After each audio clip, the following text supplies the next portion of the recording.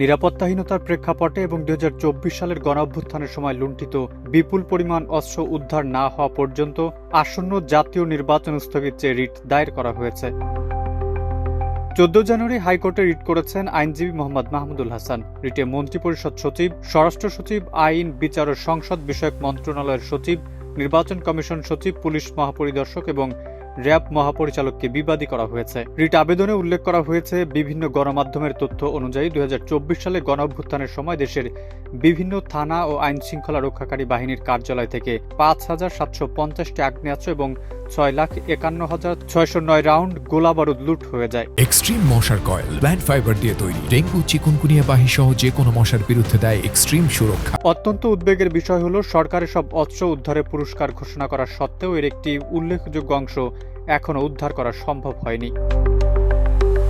রিটে আরও বলা হয়, এই বিপুল পরিমাণ অবৈধ অস্ত্র সন্ত্রাসীদের হাতে থাকায় আসন্ন সংসদ নির্বাচনে ভোটার ও প্রার্থীদের জীবন চরম হুমকির মুখে পড়েছে।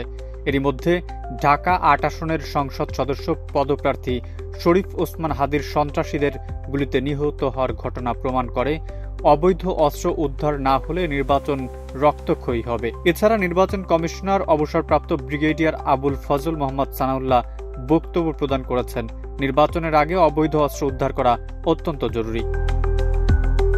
সরকার কিছু সংসদ সদস্য পদপ্রার্থীর জন্য গানম্যানের ব্যবস্থা করলেও দেশের আপামর ভোটারদের নিরাপত্তার জন্য কোনো কার্যকর ব্যবস্থা গ্রহণ করেনি। এমতাবস্থায় লুণ্ঠিত অস্ত্র উদ্ধার না করে নির্বাচন আয়োজন করা হলে তা ভোটার ও প্রার্থীদের মৌলিক অধিকার অর্থাৎ জীবনের অধিকারের চরম লঙ্ঘন হবে। এমন অবস্থায় রিট পিটিশনে লুণ্ঠিত সব আগ্নেয়াস্ত্র ও গোলাবারুদ উদ্ধার না হওয়া পর্যন্ত এবং নির্বাচনের নিরাপদ পরিবেশ নিশ্চিত না হওয়া পর্যন্ত আসন্ন জাতীয় নির্বাচন স্থগিত রাখার নির্দেশ চাওয়া হয়েছে।